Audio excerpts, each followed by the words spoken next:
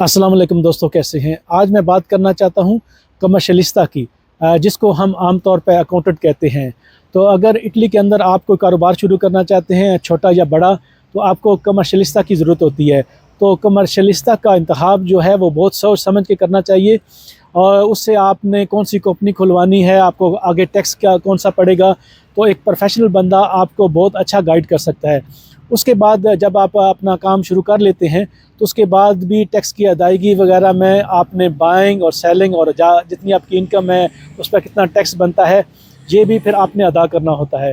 तो हमारे बहुत से दोस्त जो हैं वो दूसरे शहरों में, जहाँ पे उनके पास कोई पता नहीं ये बंदा प्रोफेशनल है या वैसे ही कोई फ्रॉड कर रहा है, तो वहाँ पर रख लेते हैं। वो बंदा अगर अपना कॉन्टैक्ट नंबर बंद कर दे तो हो सकता है आपका सारा वो टैक्स वगैरह भी जाता रहे, वो जमा ही ना कराए। तो इसका बेहतर हल ये है, आप जिस शहर में रहते हैं आप उसके ऑफिस को देख के वहाँ जाके अपनी पूरी तसल्ली कर लें, क्योंकि चंद पैसे बचाने की खातिर कहीं आपको मुलते ना हो जाएं और वो जो बंदा है वो असल में कमर्शियलिस्ता हो ही ना। कुछ लोगों के साथ ऐसे मामलात भी हो जाते हैं और हुए हैं कि उन्होंने किसी बंदे को व्हाट्सएप से कांटेक्ट किया, फिर उसको चीज़ें दी अपनी, उसने आगे टैक्सेस नहीं जमा कराए।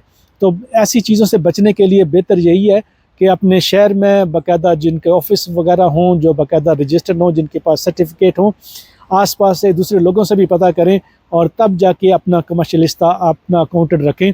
क्योंकि अगर कोई गड़बड़ हो गई, बाज़ औकात जो है अगर वो बंदा रजिस्टर्ड ना हुआ, उसने अपना अकाउंट नंबर या कॉन्टैक्ट नंबर बंद कर दिया, तो सारा जो बोझ है वो आप पे आ जाएगा। अगर एक प्रॉपर प्रोफेशनल बंदा है, उसका ऑफिस वगैरह हो, तो किसी किस्म की गलती जो है फिर वो उसके ज़िम्मे होती है, क्योंकि वो आपसे फ़ीस लेता है, उसने टेक्निकल जो तमाम मामलात हैं वो देखने होते हैं।